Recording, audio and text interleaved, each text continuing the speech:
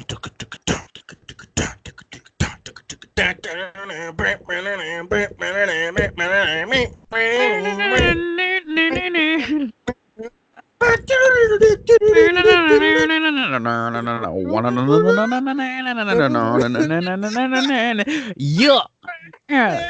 Yo.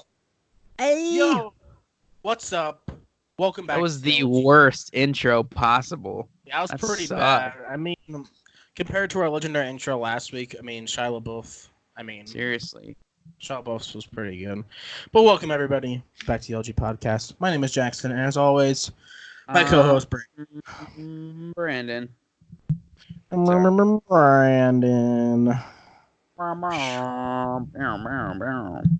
I I apologize for not uploading for a while. We were We're pretty not consistent for. sorry. I am sorry I'm not because just sorry.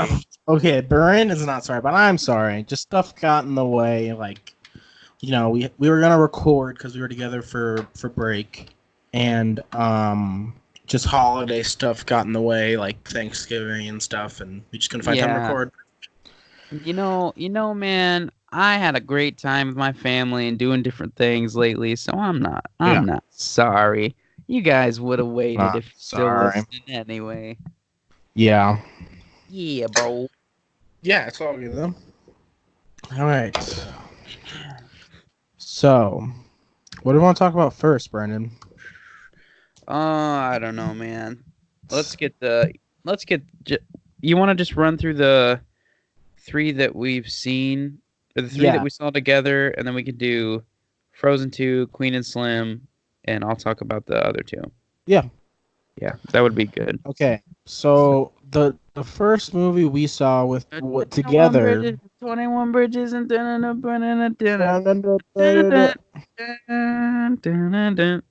know why that TikTok reminds me of that, but No, but we saw 21 Bridges, Beautiful Day in the Neighborhood, and Knives Out together. Yeah. And I want to start with 21 Bridges because I think that was kind of the weakest one out of all three that we saw. I would definitely say so. No offense. Yeah, definitely no offense to that movie because I'll talk about it a little bit first. I just think it did what it needed to do. Like, me and Brandon talked about this when we were together. But, like, it was just, like, an action movie that, like, I think, like, Chadwick needed to, like, kind of, like, separate himself from the role of Black Panther, you know?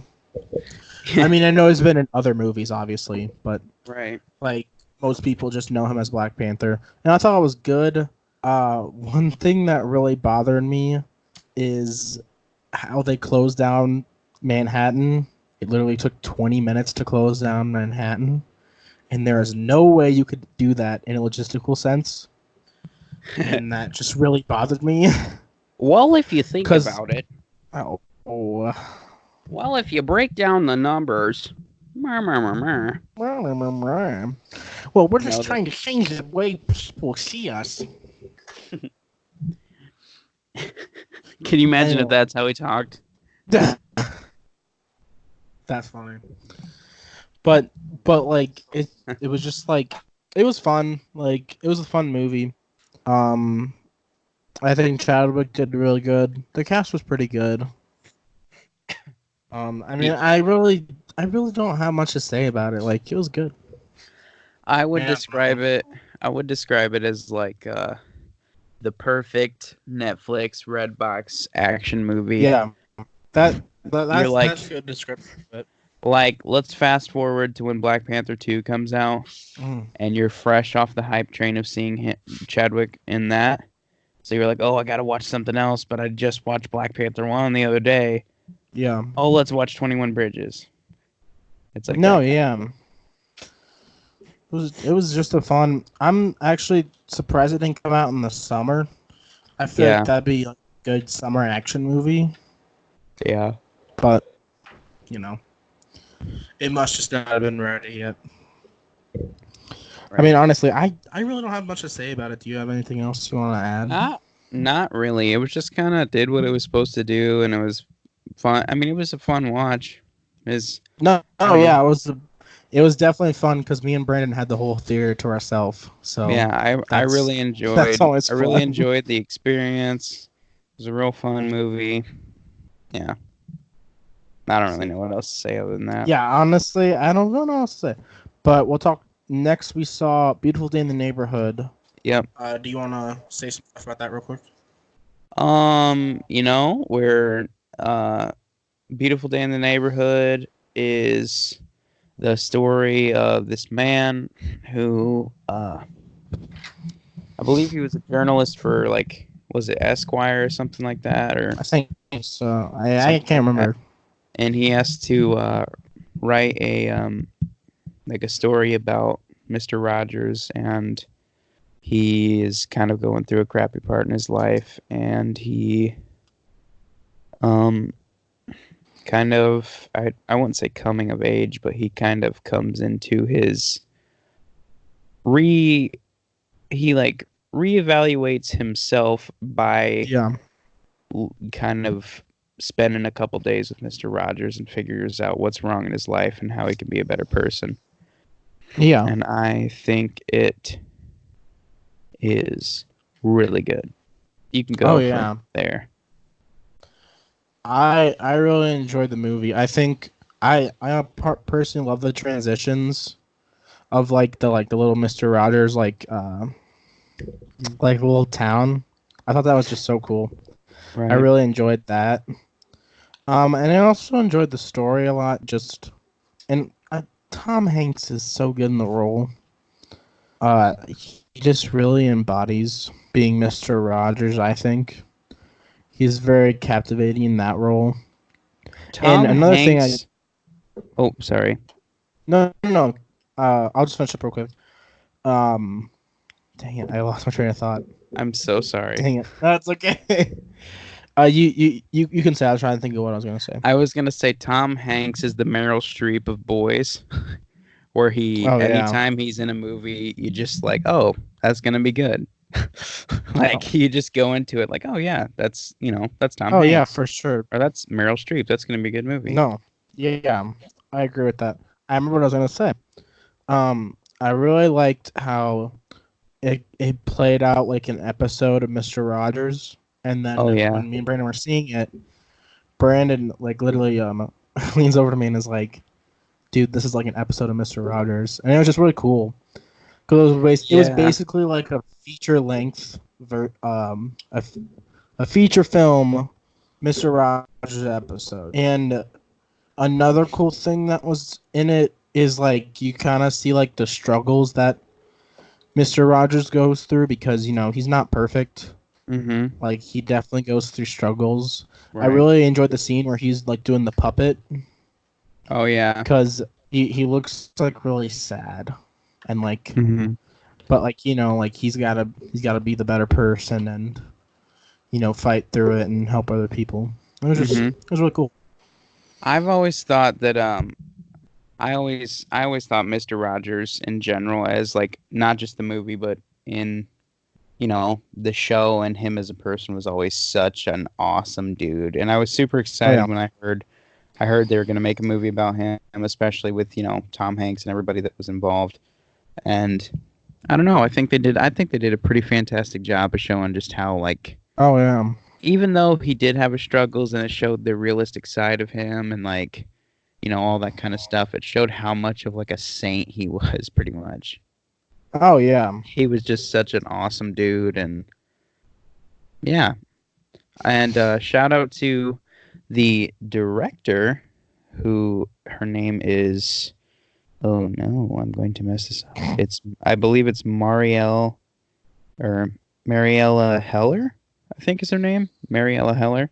She directed Beautiful Day in the Neighborhood, and I think she should get a lot more recognition because the direction in that movie is awesome. Like you said, with the transitions and just how it felt like a episode of Mr. Rogers.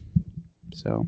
Oh yeah, dude. It was just such a feel good movie. It was. Mm-hmm. I mean, I loved it, and shout out to the 20 people that came and saw it 1 o'clock on Tuesday in Elkhart, Indiana, dude. The 20 boomers that were in the theater with us watching that. Okay, boomer. No, that was super cool seeing people actually No, show up yeah, for a I good I movie. really liked it. I think it was super cool. I wasn't expecting that many people to come on a Tuesday, Right. but it was really cool.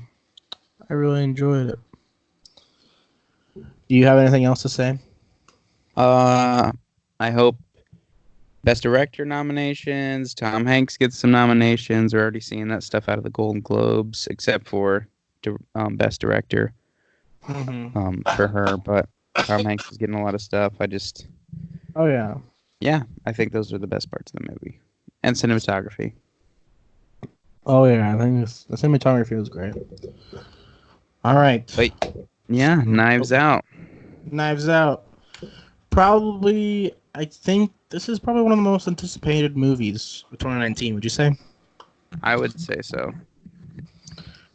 And I think it does. I think it lives up to being very anticipated because it's really fun and there's such a great cast of actors. Oh yeah. I mean, you got Chris Evans. It's cool to see him in a different role now that Yes. he's not Captain America. He was probably one of my favorite parts of the whole movie because obviously that sweater though. But Dude, I got a sweater like that recently. did you really? Yeah, dude, That's just because I awesome. want to look like Chris Evans. Dude, what a man. What did I say in the theater or whenever what was that? I don't remember. Just remember you looked over at me and you were like, "Now that's a man," or something like Or that. no, I was like, "What a hunk," or Yeah. something like that. What a Dude, that hunk. that was so funny. Oh man. It's cool. I think the direction they took, like plot wise, is interesting Yeah. because Can we talk can we talk you do you, spoilers? do we do yeah, I'd say we can talk spoilers. Um, I thought that it was really interesting that for like that style of like a whodunit mystery kind of Brandon, movie. I'm losing you. Can you hear me? Brandon, yeah, you're gonna have to Hello? say that again. Can you hear me? Yeah. Can you hear me now? Yes, sir. Okay. So, once again, I will say, I thought it was interesting for that style of like a mystery whodunit clue Yeah. sort of movie that they don't wait till the very end to tell you what happened. It kind of like, what was it? All of like 30 or 40 minutes into the movie, you know what Yeah, we happens. already know what happens. You think you know everything that happens, and then But there's a I whole mean, nother thing that goes on. yeah, like but we like the thing is we know like what happened to what's his name? Dang it. You you know I'm the looking at the it right now. yeah. Sorry, I'm really bad at actors' names and I'm trying to get better with them, but I just Oh, you mean the it's guy who played the grandfather? yes, Christopher Plummer. Christopher Plummer. You know how like Christopher Plummer dies already? So like it's like was him. But like Hmm. we do get a pretty sweet reveal with Chris Evans because Oh yeah. he went there with the intent to kill him, right? Hmm. No wait. Well, like he goes in and switches the medicine, but Oh what is her name? Her name is Ana de Armas, I believe is how you say her yeah, name. She she plays was the really good in this nurse, the movie younger too. nurse. She was like She was honestly great. probably my favorite. Well, between her and Daniel Craig, I thought Daniel Craig Oh was so yeah, freaking good, dude. I He suspect frick foul play. I suspect foul play, dude. He was so good. Dude, Um, that accent was. I don't know if I was filming an accent, to be honest. Dude, I thought it was so fun, man. It added a whole nother layer to it for me. Yeah, it did. But Was um, Ana de Armas's character, and that's the most white pronunciation of that name. I'm sorry.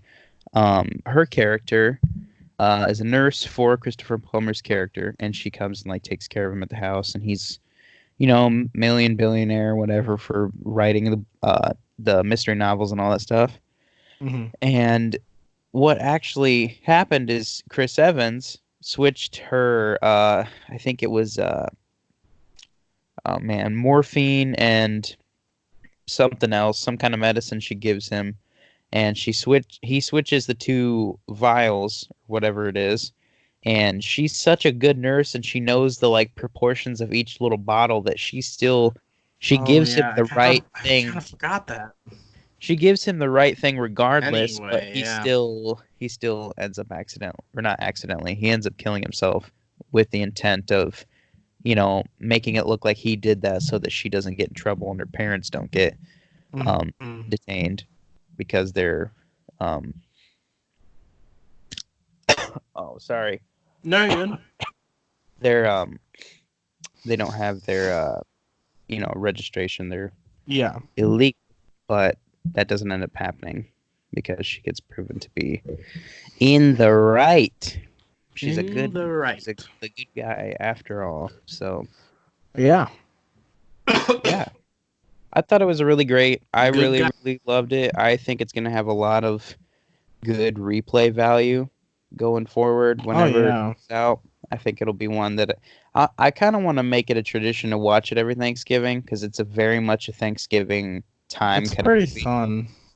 I've always thought that like mystery movie, cop movie kind of stuff like that is like the fall Thanksgiving kind of movie. Oh yeah.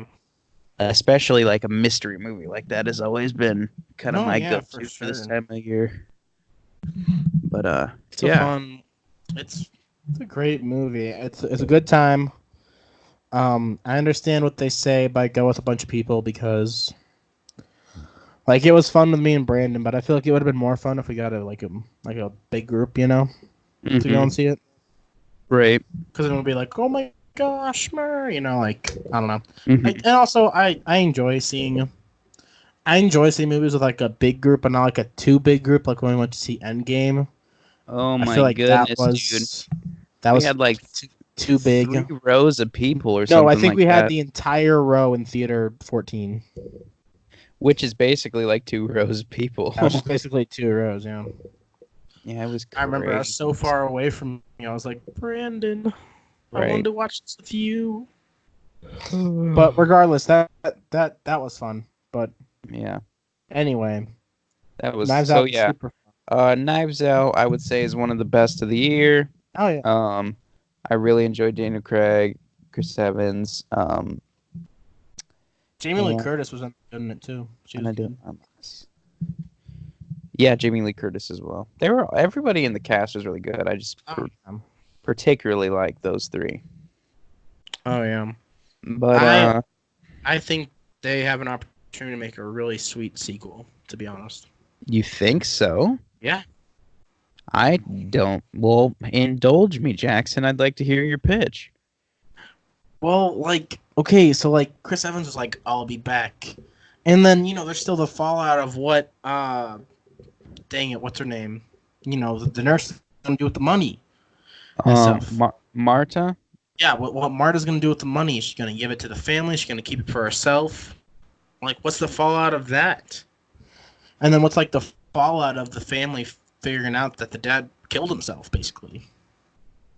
I don't know. Maybe. And then Chris Evans can come back too. Right. And be like, I'm gonna kill everybody. But then I don't know. I just think there's a cool opportunity to do something very cool. I don't know. Right. And honestly, I'd just love to see all those actors together again. Right. Also, quick shout out to Ryan Johnson, who wrote and directed this. Yeah, he's written and directed some of my all-time favorite movies. I forgive you for Last Jedi, dude. I ain't even gonna lie. I don't not like Last Jedi, but I'm gonna move on from that statement. I'm just kidding, dude. That was a joke. Oh, calm down. I'm just kidding, bro. Oh my gosh. Mucho sorry.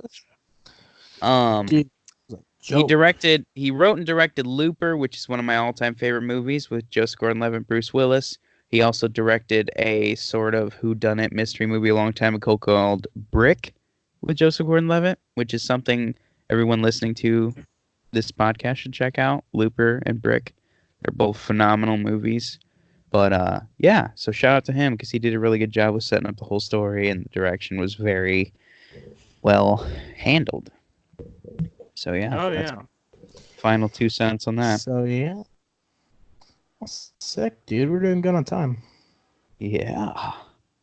How about that Frozen 2, man? It's good, man. I'm not gonna lie. I don't think the song slap as hard as the first one. Dude, listen. I've been thinking about what I was gonna say, and I'm ready to put my whole manhood on the line. You ready? You ready for this? I'm ready. Not even gonna lie. During the song, it's the next right thing, right? That Anna sings. I cried, dude. Oh, really? Wow. Not even gonna lie, dude. I felt that in my soul. Stunt, dude. I mean, they were good songs, and like I thought the story was interesting. And I really wanted them to like confirm that the parents were Tarzan's parents, because that was like a theory, and I thought that was really cool. Yeah. What are you even talking about right now? That Anna and Elsa's parents, when they got shipwrecked with, and they had a baby with Tarzan. They had baby Tarzan. They had a baby with Tarzan? Oh my, no. They had Tarzan on the island. Listen, dude, I do not know what Disney movie you're watching. Dude. Stay tuned for Frozen 3 for whatever that storyline is, I guess. No, dude. You haven't heard that theory? No, I haven't heard that theory. That when they got shipwrecked on the island where Tarzan takes place. The two of them, they survive. They have a baby, Tarzan, and then Tarzan takes place.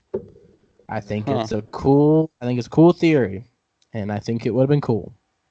But they kind of debunked that because the ship is on Arendelle, right? It's in the forest or whatever. Yeah. Remember? What did you think about the forest? I thought it felt like a classic Disney princess kind of a movie, dude. No, yeah. To be honest, it had the like, I don't know, a lot. I don't want to rag on Disney because I'm if I really do pop off in this acting thing, I need employment one day. And when they monopolize the whole, when they monopolize the whole acting industry, I'm gonna seriously need employment. But with how many movies they put out now, it kind of has gotten to a point where a lot of these movies just kind of feel like they're for the purpose of making money. No, yeah, 100%.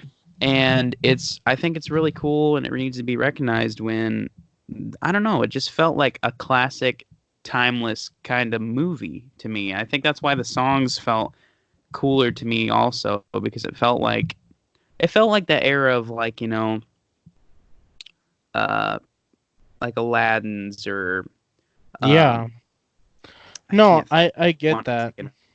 Like it felt like that to me, and I thought it made it feel a lot more special, and I got really into the story, and I thought the whole thing was really well done for that. That could have especially with it being Frozen 2 and how stupidly popular the first one was.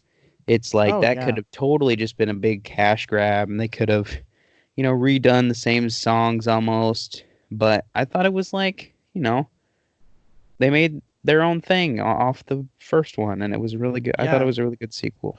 I did really like I liked the bridge storyline.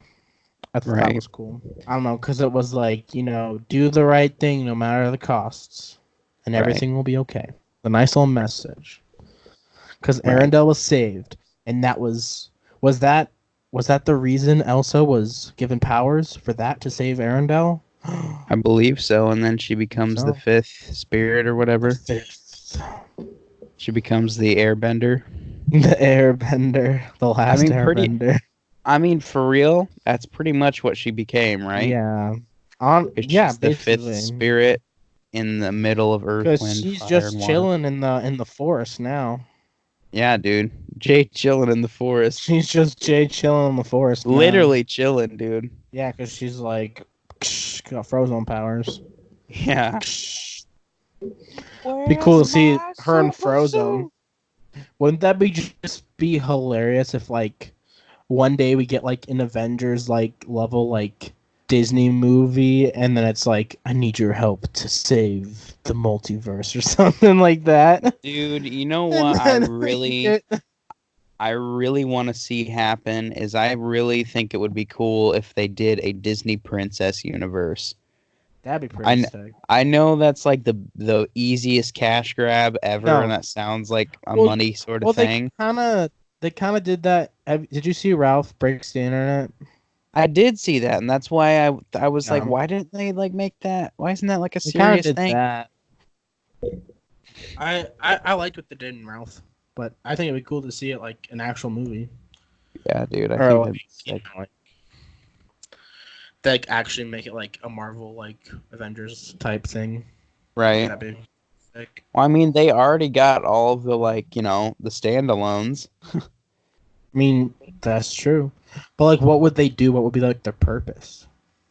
They have to stop a threat that's going to destroy all of their kingdoms. They have to stop Mickey Mouse from monopolizing the world.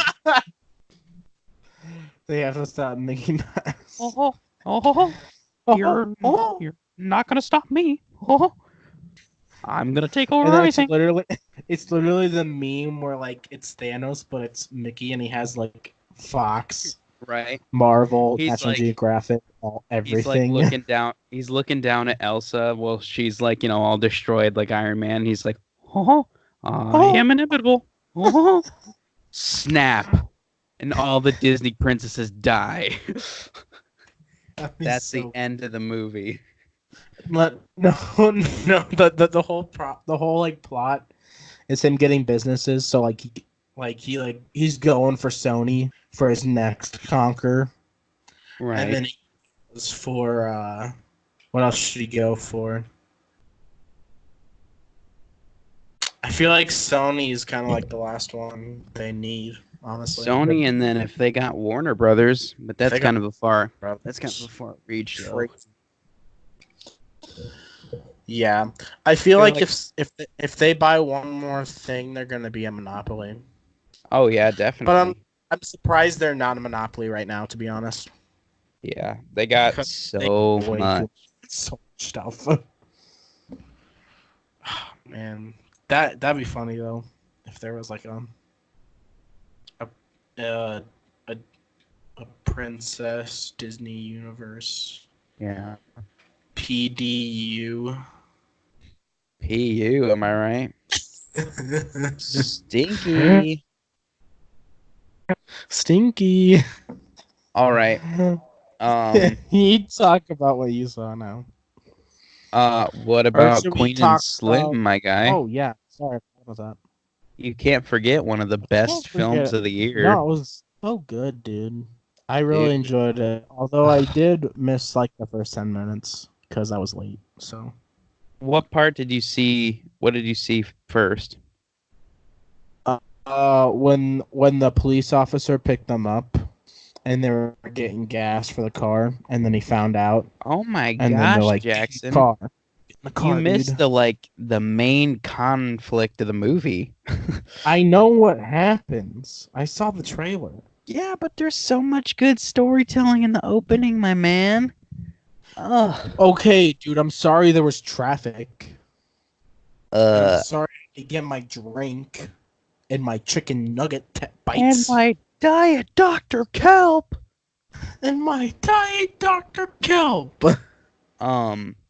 So yeah, they go out on a date and they're getting dinner at this like I don't know. I don't know what kind of a place it was. It's just like a diner or something. And they're just kind of chatting it up, and you get to see what kind of personality they have. She's kind of more she's more of an intense kind of person. She kind of argues with him about the waiter doing a bad job, and you can see he's more laid back and kind of a Yeah. chill sort of guy. And then the whole thing happens with the police officer because the cop pulls him over for like not correctly doing a turn signal or something like that. I can't quite remember, but he pulls him over and then has him get out of the car, and he asks him if he can search his trunk. And it's super cold outside. And he's standing there forever, and she's getting frustrated waiting in the car. And as the cop, he like has a bunch of pairs of tennis shoes that he had just bought in the trunk of his car, and the cop is like going through all of the boxes of tennis shoes and just kind of throwing crap everywhere and being super, super duper disrespectful. And he basically, he barely even like says it. He kind of whispers to the cop. He's like, "Do you think you could hurry up?" And he's like, "What'd you say to me?" And he's like, "It's just really cold, and it's really cold out here. I don't have anything." And yeah, and nothing. I mean, nothing at all is rude or menacing about that. He's just like, it's freezing cold, and this is weird. And what ends up happening in the movie ends up happening, and then so. Yeah, I think it's pretty freaking crazy that I haven't seen, and maybe I'm just not looking at the right stuff on Twitter and all that, but I'm not seeing much Queen and Slim nominations for anything. Yeah, that sucks, dude. Because I thought it was a great because I know people might look at it at the surface level and be like, "Oh my gosh, it's a police brutality hate movie. We need to stop." And I know our friend Ethan said that because we were like, "Oh man, we're so excited about this." And he's like, "We need to have less police brutality movies." And like, hey now, hold on. Whoa, hey, pump the brakes. Look, let's not hate on Ethan. I'm not hating on Ethan. No, Ethan. I'm not trying to hate on Ethan. Ethan, if you're watching, if you're listening, I'm not trying to disrespect you. Was that he doesn't like movies that, portray the police in a bad way. But I don't think that was, there's a lot more going on in this movie than just that event. You get what I'm saying? Like it shows all different types of people, and it shows it's just, there's so much going on in that movie compared to just that. And that's that kind of catapults. Yeah, that kind of catapults, and what ends up becoming of the rest of the movie. How I think it's more of a, love story, and people for sure. getting put in this situation together in the crappiest circumstances, but they kind of figure out who they are, and that kind of a. It's that kind of a movie. Yeah. It happens to be centered around something horrible that happens. The situation they get put in, but yeah. Ethan, I did not mean to disrespect you at all. No. We're sorry. Not. I don't think. No, Ethan sucks, dude. For real. Dude, Ethan sucks, dude. Dude, Ethan sucks. And his Pepsi and his Coke and his oh my goodness, his burger and his fries, dude. That's all he eats. He eaten. Period. He eaten, dude. He eaten. No, but no. I think now I don't want to mess this up. From Get Out, Daniel Kaluuya, I believe is how you say his last name. He's one of the two stars in the movie. I think he did a phenomenal job. I really just love him in whatever movies he's in. I will go see now, just because he's fantastic. I've seen him and he's so great. But yeah. Who was the actress? Do you know her? She's a newer actress. I liked her a lot. Let me. Honestly, when she took her dreads out, it was kind of hard to recognize her a little bit, to be honest. Right. And I think that was an important part of the movie, kind of them I also really liked how they Easily. showed like all like different point of views of like how people like view it, because like when they went to the bar, like they're like, you're safe here, you're okay, like, and then Oh, they had the dad that they ran over and he was like, I'm all for it.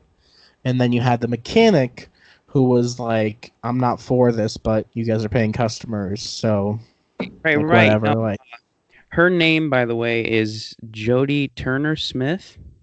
Jodie Turner Smith. Man, Jodie Turner she was Smith. really good in New this actor. movie. But yeah, I was talking to my dad about it because I went and saw it with my dad, and I thought, we both thought that it was really, really interesting how you kind of get to see all different, like you said, all different forms of how people were reacting to the situation, and also kind of different forms of I don't know if I should say racism, but there is like the situation with the police officer obviously is that, No. but Yeah. then they run into the family and they help them hide out and they're really good genuine people, and then they run into the mechanic who wants nothing to do with them like you said, and at the guy at the end who ends And up then setting them up with money.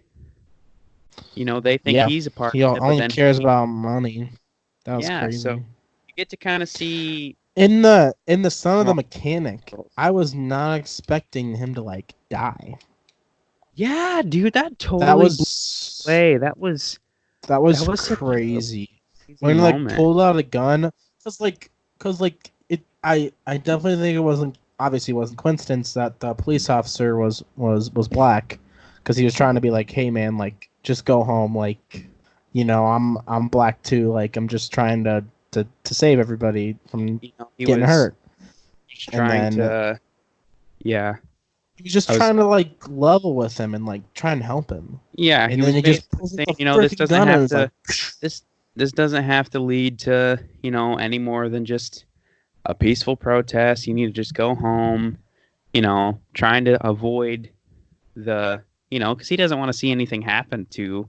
oh And yeah, that was another really good representation of like yeah, how you can, some police officers might be really scum kind of people like the dude in the beginning who are just mean and, you know, like no, yeah. that.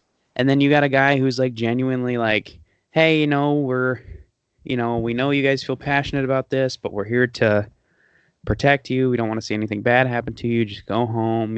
He's like really going out of his way to kind of show that he cared for the boy, even though he didn't know him. And I then know. what happened ended up happening, and it was really like a, impactful moment in the movie.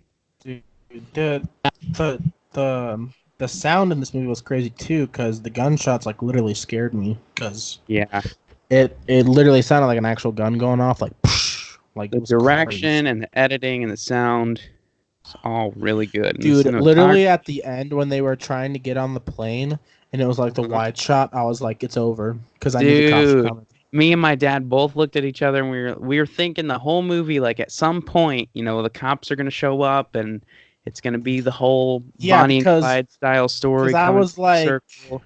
because I was kind of confused as to what was gonna happen. Because I was like, are they really gonna get away, or are they gonna like die, or are they gonna go to jail? But then obviously they Right. died, which was Right. really sad.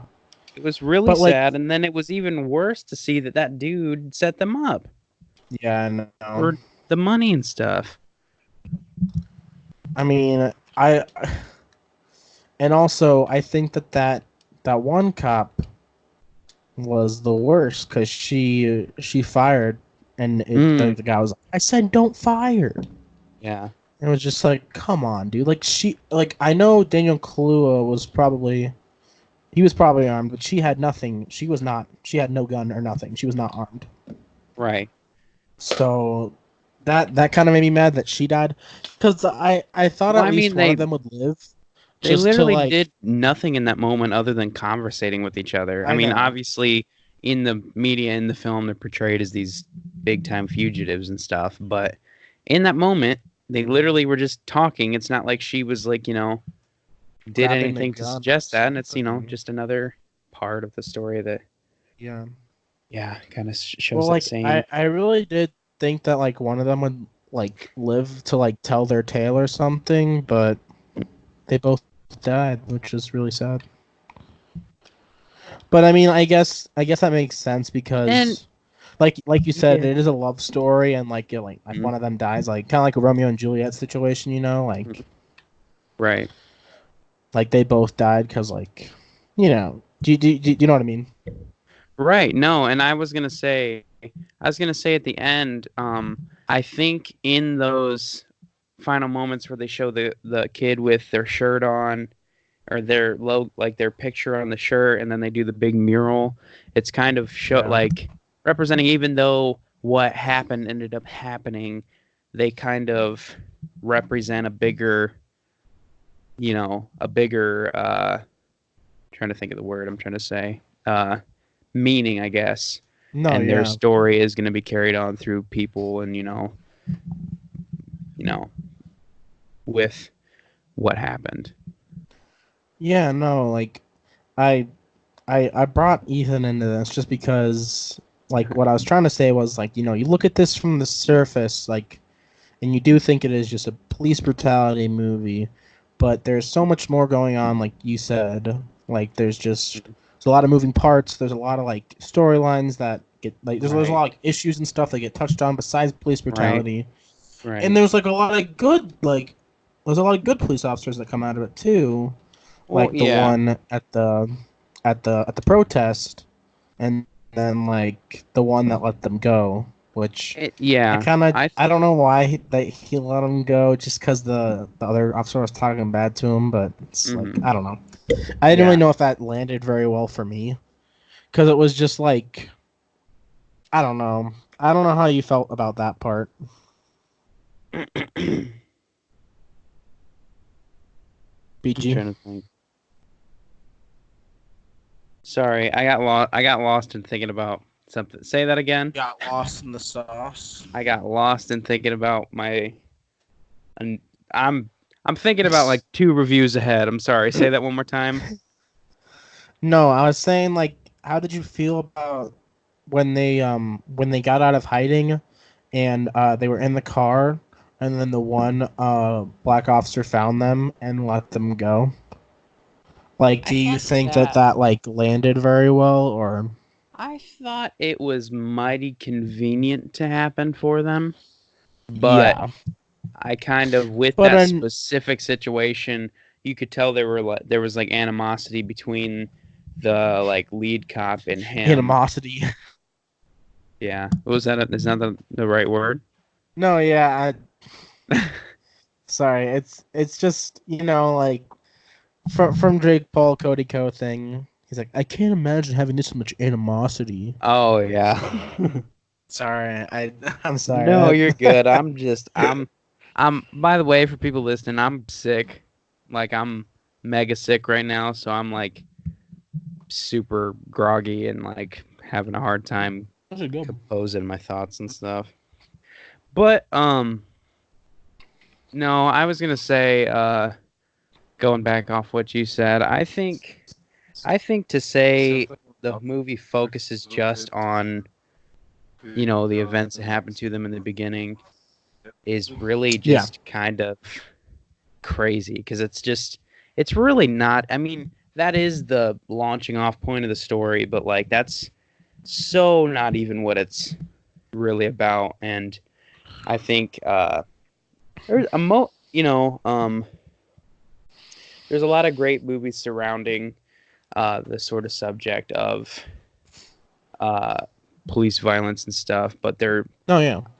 uh, there was another one I watched recently that was really really good. I don't know if you saw it. Or not recently. I watched it back in like April. I think it's The Hate You Give. I think it's based on a You book. give. Sounds familiar. That was another really good movie. I hadn't even got a chance to see because I didn't know it was already in the Oh theater yeah. and out. I got to watch it on our plane ride back to Indiana, Oh yeah. and that was another really good. It was another really good movie, kind of talking about uh, police brutality, sort of subject matter and the experience of having something heinous like that happen to you. Oh And, yeah. I would say the African American experience with that. And yeah, to say that Queen and Slim, though specifically talking about that one, is just about that is just crazy because it's so much. There's so much more going on there, and it's just I think it's a really I personally it's one of my favorite movies of the year. I think it's just beautifully No, done. yeah, for sure. I really, really, really loved it. I think it was just Man. another one of those movies where you can really feel the like love and care and everything put into it and the craft and just everybody's, Everybody's top just in it, tier. dude, to win it. Yeah. Cause we're in it to win it, then it. Oh yeah. Sorry. Kind of get some nice music on there. No, but man, 2019's been a great year for movies. I really hope Yes. 2020 can live up to the hype. Because we do got a couple movies. We don't have to talk about them, but The Free Guy looks pretty fun. Ghostbusters Afterlife looks I'm really actually pretty fun. excited for No Time to Die. Oh yeah, No Fun. Time to Die. That one's really gonna be good. pretty cool. Tenet, Christopher Nolan, also gonna be really good. And Black Widow is next year. Right. We'll see how that is. I Wonder wasn't Woman, super Birds of Prey. Wonder Woman. Yeah, there's a lot of movies, and I hope it lives up to the hype because there's a lot of good things coming out. But anyway, let's keep it rolling. I'll run through these last two. Yeah. So I watched The Irishman, which was, I believe, written and also directed by Martin Scorsese, and it stars Robert De Niro, Al Pacino, Joe Pesci. They're the main characters, so... they're the mains, dude. Just to kind of give a quick review, because I've been thinking about this one and Marriage Story, which I'll talk about in a second, but basically, it's pretty much just pros, just at their best. Going into this movie, you're gonna get an epic Martin Scorsese gangster movie. You're gonna get a great performance from De Niro, and Pacino and Pesci, just because, there is nothing, they don't underperform because they're just so at the top of acting. I think Robert De Niro deserves a lot of recognition for his performance in the movie because it's just so. I'm trying to think of a big word to use. I'd say like multifaceted. It's like, over different eras of his life and how being a gangster and sort of doing these hits for Joe Pesci's character and these different tasks and stuff have affected him over the years. And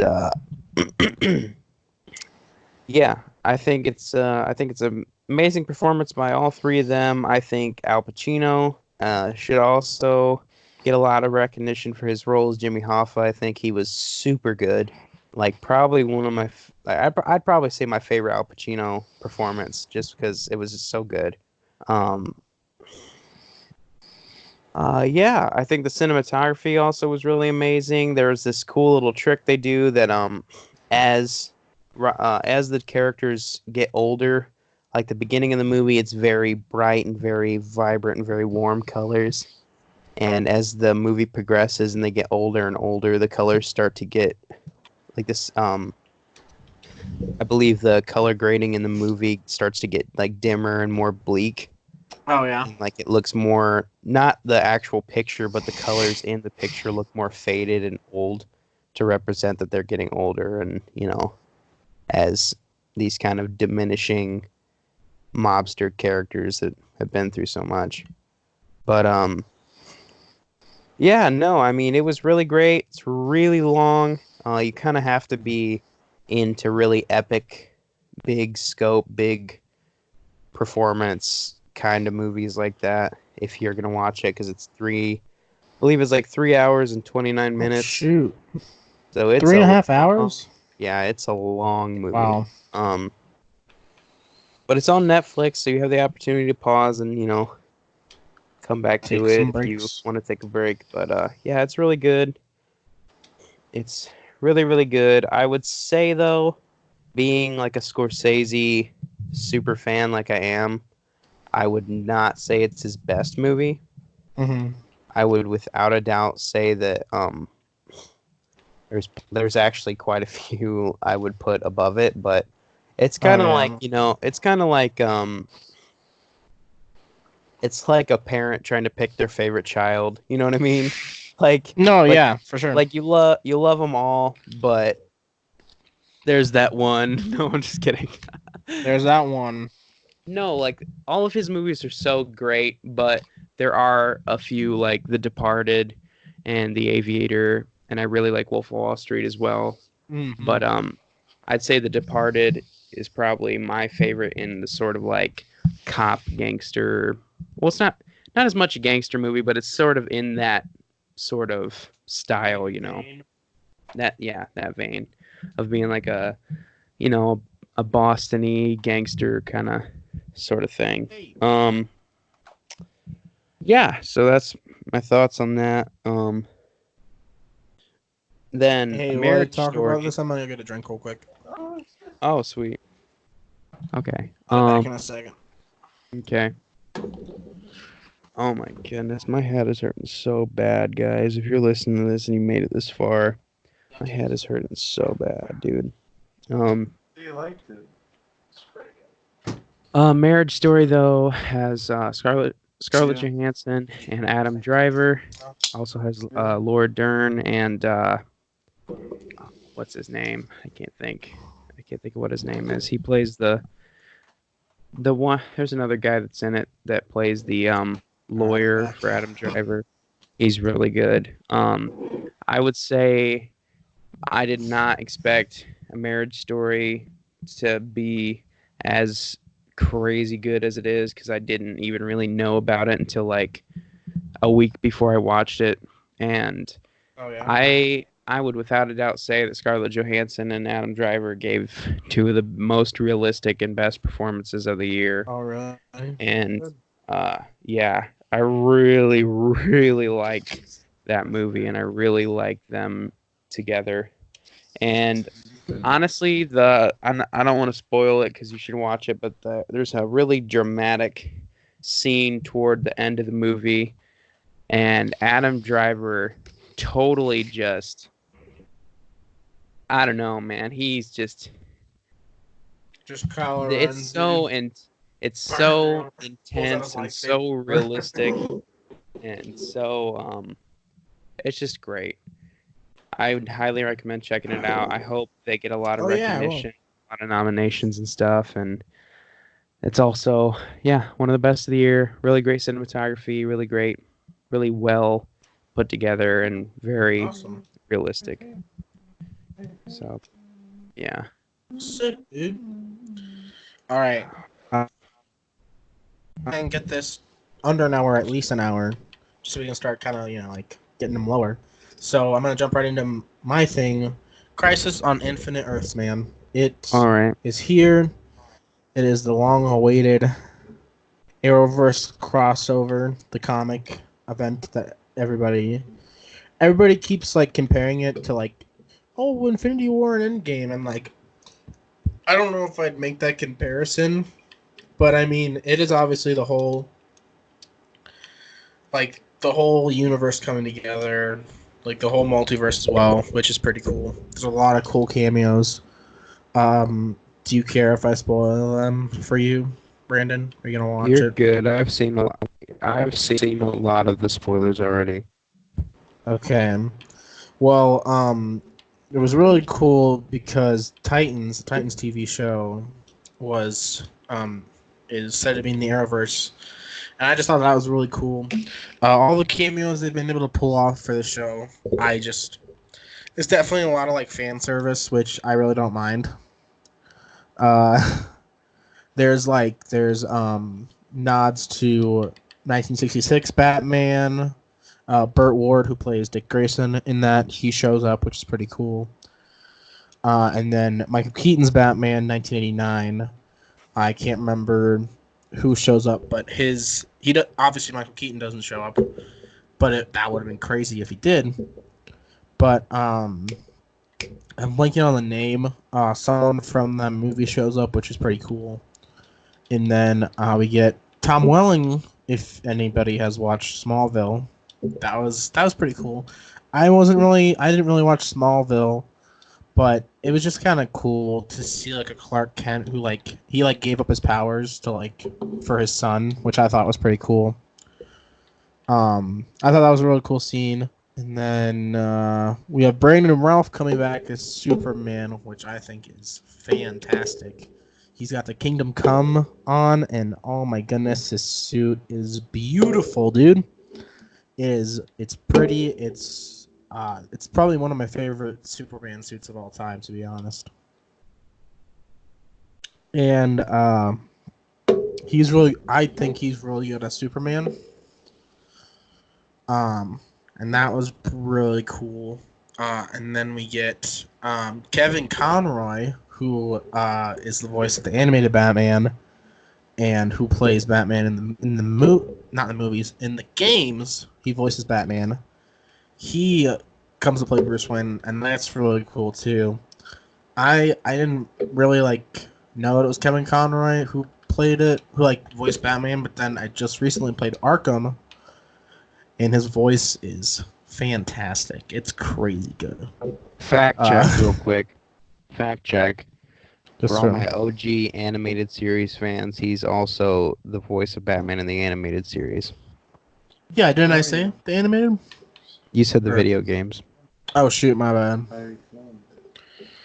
The animateds and the video games, which is pretty cool. But he was like an evil Batman. He was like if Injustice was Batman, and Batman started killing instead of Superman. And he killed that Earth's Clark Kent. And then Batwoman was like, "What?" And then Supergirl was like, "What?" So then they killed Bruce Wayne, and I was like, "What the heck?" Oh, they killed the Kevin Conroy? Yeah. Wow. Because he's in an exoskeleton, so everybody's like, "Oh my gosh, it's Kingdom Come." So we thought it was gonna be the same Earth as Brandon and Ralph's Superman, but it wasn't. Huh. So it was so he was an eviler Superman, not Batman. Sorry. So then they're fighting. Kevin Conroy's fighting, and then Batwoman pushes him into a electrical thing, and then he dies. Oh geez. Very anticlimactic. What a weak way to kill Batman, dude. That's Batman, and you just going out like that. Granted, he was an older version of Batman. Yeah. But it was just crazy because he had an exoskeleton. He was able to punch Supergirl because he had kryptonite, obviously, in his suit. And then he was like, "I got this from Clark." How Kevin Conroy is wow, we must. No, it was so great. The most iconic Batman voice of all time. No, it was crazy to have him in this thing, and then he just dies. But we all thought he'd be a good version of Batman, he would be okay. Sorry. So preface back. So the multiverse is ending, and then the Anti-Monitors have to find these 7 Paragons, who are the people that can stop the Anti-Monitor. So they think that this Batman is one of the 7 Paragons. Turns out he's not, and it's actually Batwoman.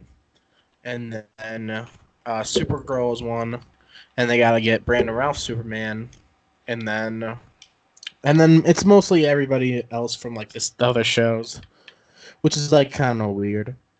Because I thought we'd just be going to the multiverse, getting a bunch of cool people, but I guess not. But anyway, right? And then hey, I was gonna say, what was the deal with the Constantine Lucifer Oh, I was just cross about to thing. talk about that, dude. Okay, sorry, I didn't mean Where to did you cut see you off, that? but No. I saw like a screenshot on Instagram of it. Oh, dude, it's. You don't even have to be like a fan of Lucifer or anything. You should just look up that clip because it is awesome. I love it so much. I was literally watching it on my laptop and I freaked out. Like I was going crazy because he previously said he wasn't in the crossover. So I was just like, oh whatever, like he's not in the crossover. So then like when they went to Earth 666, it didn't even register with me. I was just like, oh, where are they going? And they knock on the door and it's Lucifer and I was like, oh my gosh. I was going So nuts, like, dude. what's that guy's story? Is he the devil? Yeah, so like the show is that he's actually the devil, and it's kind of weird. Oh, it's such a good show. Like I'm watching it right now, but like it's kind of weird because it's like kind of like a redemption story, and I don't know how I feel about that. Like Oh, it's such a good for the devil, you know, such a good show though. Brandon. You there? Yeah, I ain't rocking with the devil that much. I'm gonna be real. I mean, I'm enjoying what I'm watching just because the actor Tom Ellis is phenomenal. He just captivates the screen and like Right. see like I don't know how it all ends and like I I just don't know how I feel about it right now. Hmm. But, like I'm watching it and it's like fun, like it's a cool story, but like I've I always don't know. really So liked like Constantine and stuff, so that's why I thought that was really cool. of Constantine. I think it'd be cool if they had like a show together. That per se. Right. That would be pretty sick. I I always love thought it'd be Constantine. cool since they started the new Swamp Thing if they combined like a Oh, lot of the dark DC kind of stuff. sick, dude. And Lucifer Yeah. is actually a DC property, so that's why they brought him in. Yeah. Uh-huh. So, yeah, no, the cameo is really cool. They left us on a big cliffhanger. It's not done yet. It ends in mid-January, which really sucks.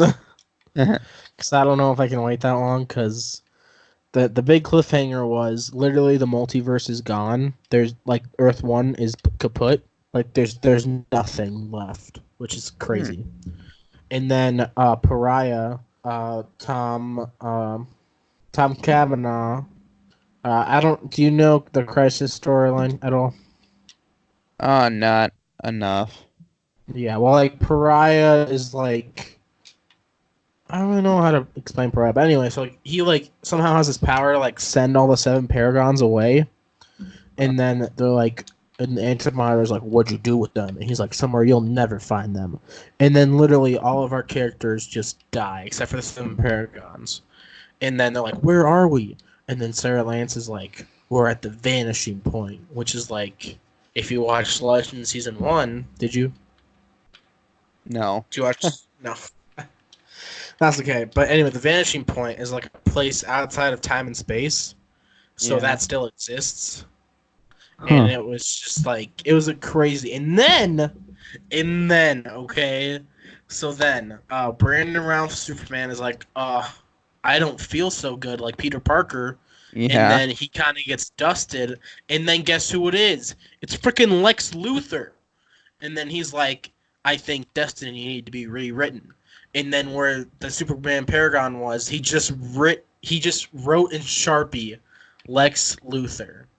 And I was like, oh my gosh, dude. What? Wait, I'm totally lost now. So like Lex Luthor Okay. was Superman or what? Okay. So they have this thing called the Book of Destiny, and you can rewrite whatever you want. You can rewrite history, you can rewrite whatever. So as the antimatter wave was destroying everybody, he rewrit the Superman, Brandon Routh's Kingdom Come, so that it was him instead of Superman. Obviously, because he's Lex Luthor. He hates Superman. So now they don't have one of their most powerful characters, Superman, to defeat the Anti-Monitor. They have freaking Lex Luthor. Huh. Did that help you at all, or are you still confused? I kind of have a better understanding, yeah. I think I'm good. But anyway, it was just crazy. I wasn't expecting... There's a lot of twists that happened. Who's playing Lex Luthor? Oh, shoot, let me look it up. He's really good, though. I think he's fantastic. Is he it the was guy on from Smallville? No. Oh. Sad. The big sad. Ooh, excuse me, I'm sorry. John Cryer? Hmm. Let's see who he was in. 2.5 Men. He was in Superman 5. He was in Pretty in Pink. But he's really good. Right. I really like him as Lex. I think he can play the role really well.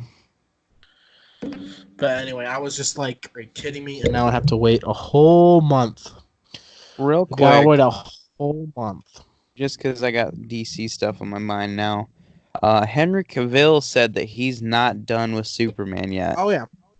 And there's some big plans going on for Superman over at Warner Brothers. We'll see. There's talk of after they've confirmed dates for stuff today. Yeah. Or it was today or yesterday or something. They 4 confirmed movies in 2022. They confirmed Aquaman 2, Shazam 2, Black Adam, Flash. and The Flash.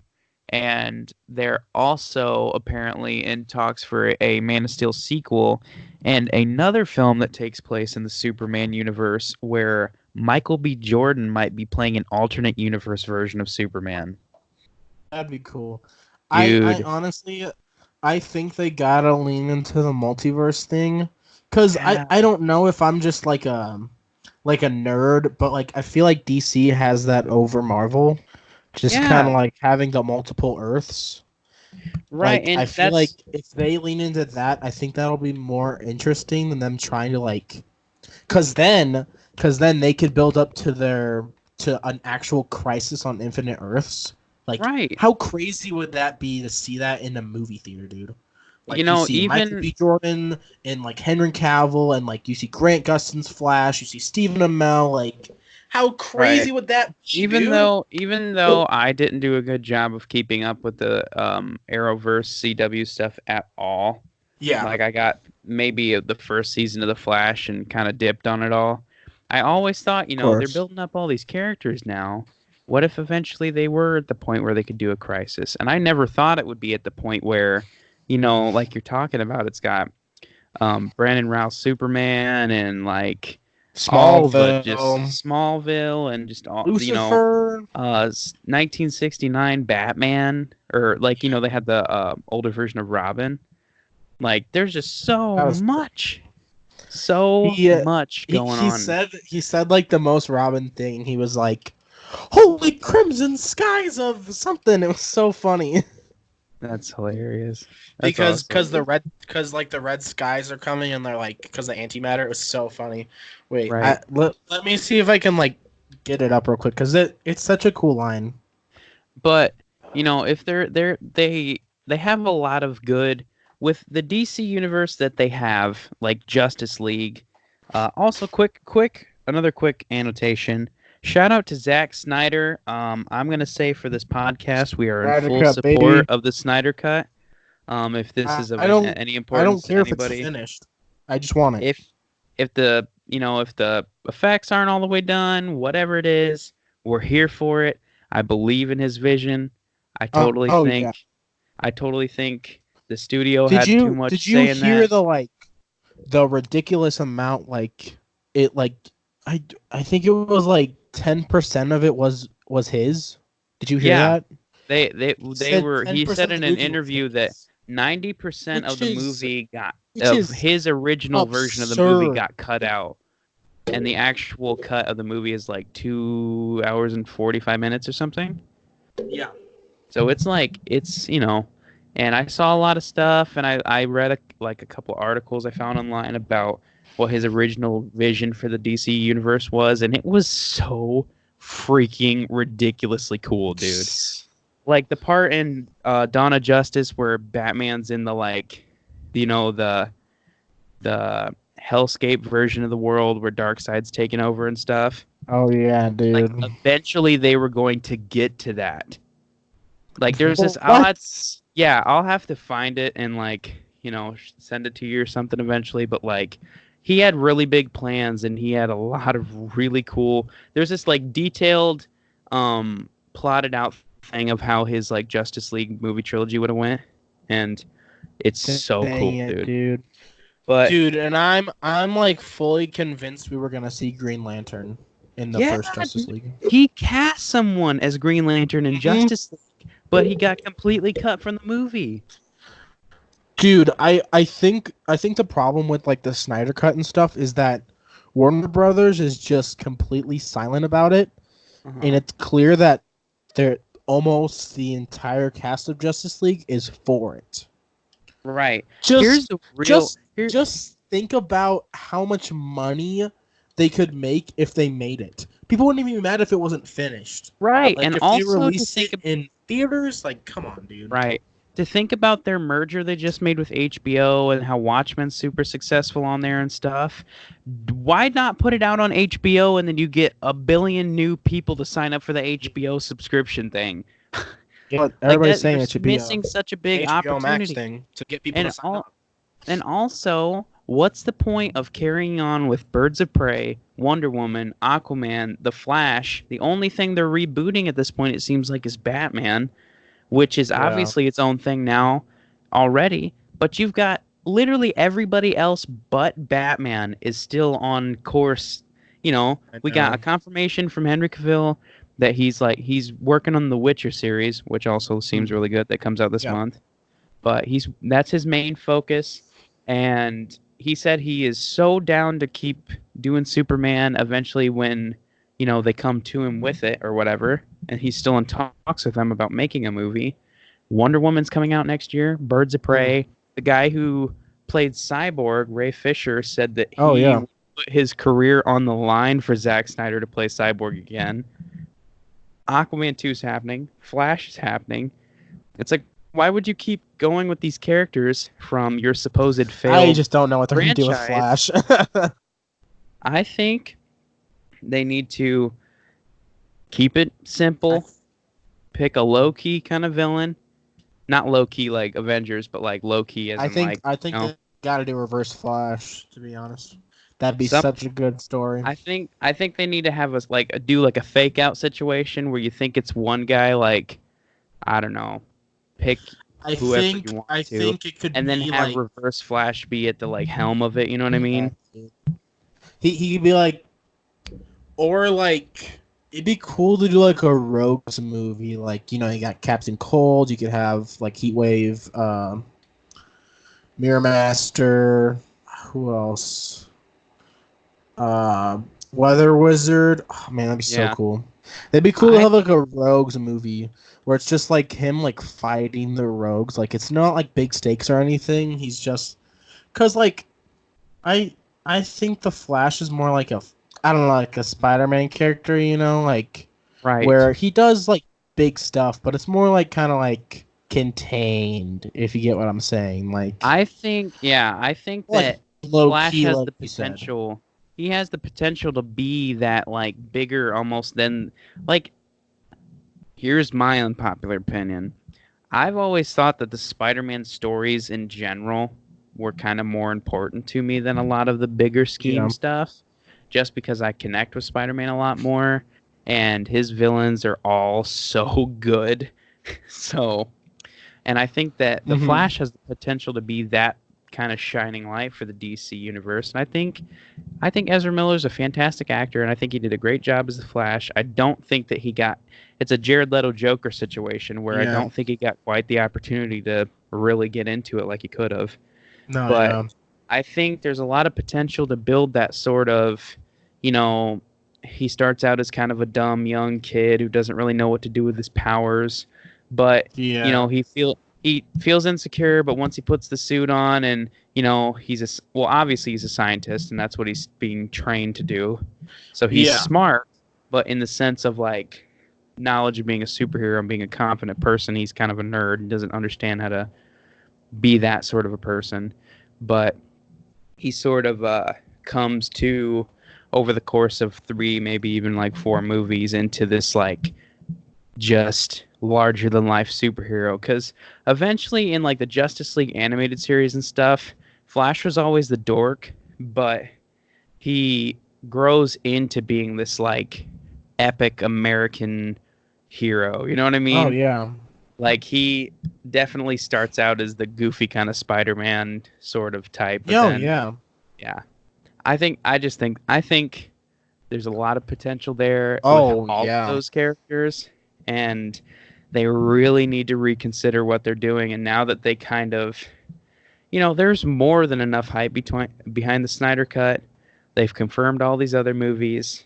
They could, kind of step back, figure out what they need to do, push, then go forward with that vision and start building on the multiverse, which is what they're already doing.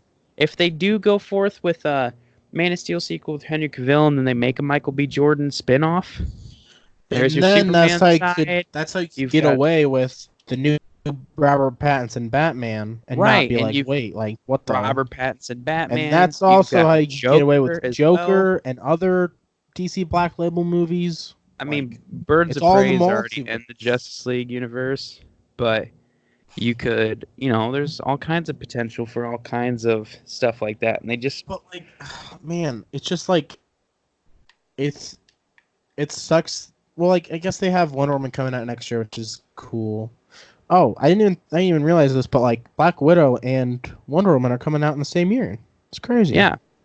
Actually, fun fact, I saw something about it the other day. It's Black Widow, Wonder Woman, Eternals, and something else comes out next year as well, another superhero movie, and they're all directed by women. Sick. So all the superhero movies in one year are directed by women. So that's super cool. Awesome.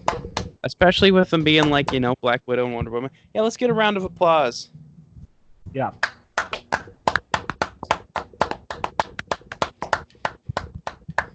Yeah. Yeah, girls. Yeah, ladies.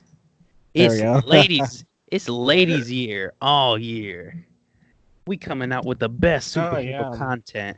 It just sucks that they wait. Batman's coming out 2021, right? What's up? Batman is 2021. Yeah. God. It just sucks they got all these stuff coming out in 2022 because Marvel also has a lot of stuff coming out in 2022. You got Spider-Man 3, you got Doctor Strange, you got Guardians 3 as well, you got Black Panther 2, they got a lot of competition, which is why they should have planned it better. Disney Plus content. And all the Disney Plus shows. I really think DC should have planned a little better and tried to get the releases a little out early, because after Endgame, like I think we've talked about this before, but that was DC's time to strike, dude. They should have had a bunch of movies planned already, because they're like, all right, we know that they're gonna end these because they. Go ahead. I'm sorry, I don't mean to be interrupted. I don't know when to interject properly. I was gonna say, I think that's why they're heavily promoting Wonder Woman now, and they're promoting their announcements again. Because if you kind of paid attention over the past like year or so, DC hasn't like there used to be this kind of kick where DC every like month or every couple weeks they'd like announce something and they'd blast it all over everywhere. Like, oh, we're gonna do 15 Green Lantern movies, and we're gonna do a Batgirl movie directed by Joss New Whedon, God movie, and like everything all the time. And I think they kind of went into hiding for a little bit. They did. I believe they weren't at Comic-Con this year as well. Yeah, they weren't. And I think that's a really good sign. They also got a new CEO at Warner Brothers as well this past year. And so I think they're taking a lot of time to kind of step back and be like, okay, what do we need to do to put this you know, we've got this opportunity now that kind of Marvel has sort of run their course. And, you know, I do firmly believe that Black Widow is very much almost like a nostalgia movie for the Marvel fans. It's not really, like, I'm super excited for it, but I don't think it's, like, as far as DC versus Marvel, if we're still having that conversation, I don't think it's, like, anything to worry about. You know what I mean? I don't want that to sound wrong. No, yeah, but like it's its own contained thing. It's not like, oh, this is setting up the new universe of heroes. Like, this is, you know, for the fans of Black Widow that always wanted a movie, which is kind of odd to like start Phase 4 with that. Right. I think it's real. I think that should have happened. Should have happened a long time ago. I think she should have been the first female hero to have her own movie. Oh, yeah. No disrespect to Brie Larson and Captain Marvel, but, like, you know, she's been around since the beginning. It's Iron Man 2. Yeah. So it's just a weird timing to put that. So that's why I say it like that. No disrespect to anybody involved in Black Widow. Oh, yeah. It'd be an amazing movie, but it's just I'm really excited to see David Harper in his Guardian. He looks hilarious. I'm excited to see Florence Pugh do. He still fits, brother. Florence Pugh is going to steal the show. But yeah. But so yeah, I think it's really good that they're kind of just now they're starting to hype up Birds of Prey. They're hyping up Wonder Woman, and now they're kind of announcing stuff. There's talk of a Green Lantern TV show in the HBO universe or the HBO app or whatever it is. And then Booster Gold as well. That'll be crazy. Booster Gold. And the Watchmen show is getting big talk. So, you know, there's a lot of potential to cross things over and build a... Yeah. But, you know, I think they need to take the time to do their Wonder Woman 2 and Aquaman 2 and build these characters up. And then maybe that's when they should strike it. Because I really think, you know, like, it was crazy because they're like, oh man, we gotta do Justice League because Avengers was so successful. I think they gotta stray away from what Marvel's doing. I really think they have to. It would be cool to see a Michael B. Jordan Superman movie, and then like I don't know, like the post-credit scene is like zooms out and you see like all the parallel universes, and then it, like teases Crisis, and you just be like, or get this, we finally, as you know, hardcore comic fans and DC fans, we've waited so long for a Man of Steel 2. It finally happens, and the whole movie's real great. You know, whatever the story is, we get through the credits, and you hear like the credits go. It gets to the very end of the credits. You hear the Superman theme song, and then all it says is Earth 1. Oh, wouldn't that be sick? Dude, that'd be crazy. And people would be like, oh! And then you hear like the Rocky music insinuating that Michael B. Jordan's coming because he's pretty... Dude, and then I think they have to lean into that because I think that's their strength is multiverse. Right, dude, that would be sick too. That'd be so cool. You know, and by the time because we haven't really gotten like a superhero. Sorry. Hello? Go ahead. I'm sorry. I don't mean to be interrupted. No, I'm you're I'm fine. excited that I like interjected. No, I'm excited too. This is really long, but like I think this is good discussion. Well, I mean, we haven't had a podcast in a while, so it's kind of, you know. Yeah. But yeah, no, I think by the time, because they said there wouldn't be a Man of Steel 2 until at least 2023, which is mucho disappointing. But by the time that happens, we'll have another Wonder Woman under our belt, Aquaman, a Flash, a Batman, a Birds of Prey, a Black Adam, a Shazam 2. So, you know, they're building on it, and by the time we get to that, it could be the point where, you know, as Warner Brothers building this universe, they can be like, okay, let's start to, you know, now let's start to set the seeds for bringing these things together and setting up these crazy crossovers and different things. That'd be so cool, dude. Because I don't want them to get excited and, like, you know, in Aquaman 2, they're like, oh, I don't know, say something about Superman. Like the next round of movies coming out over the next couple years definitely need to be their own things and building on those characters. And then I'm okay with like little teases at the end. Like little things. Like, do you know what I mean? Like not like big things, like just little guys. But man, that would just be so cool if we got a Crisis on Infinite Earths on the big screen, dude. It'd be crazy to me. And then even to see like different versions of like, and like even if they get people back like Grant Gustin, like who have played. Right. Hello? Be done. Hello? You're cutting out a little bit. Sorry. They're cutting out. Sorry. Like what I was saying was like obviously this is gonna be very far down the line. Like probably maybe 10 years. Oof. I know it's gonna suck, but I'll be optimistic. Let's say 6 years.